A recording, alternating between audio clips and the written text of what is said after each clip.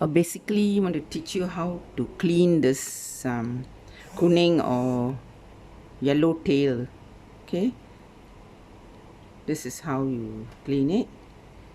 Okay, and first you split the gill cover. Right, put your fingers in between the gills, pull it out, and then you put your finger inside and pull out the intestine and all that, so it's clean. See, one more gill cover, separate the gill cover, your fingers pull the gill, pull the gills. Okay, put your finger inside and dig it out, so you get all the intestine out. Some female have the egg, so you can enjoy the raw. Yep, there you go. All right, there you go.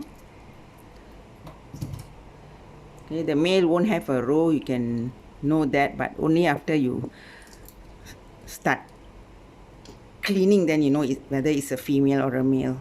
Okay, definitely a male. Okay, all right, there you go.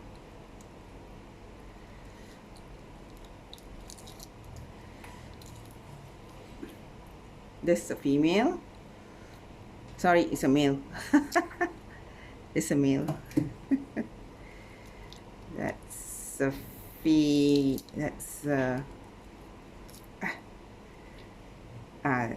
that's a baby female. Okay. Okay. There you go. There you go. Male. Male.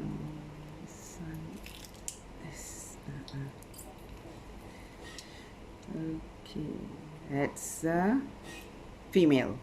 That's the row. Oh, that's the row.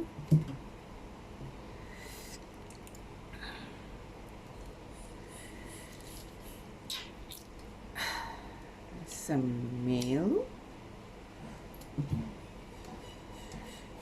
Okay, it's all clean. Okay, it's all done. All right. Now you can cut off the tail. Okay, if you want, you can for frying you can do these slits. Okay, so that the whatever mix you want to marinate, you will enter in. Okay, there you go. Cut the tail. You slit it. Okay. All right. Okay.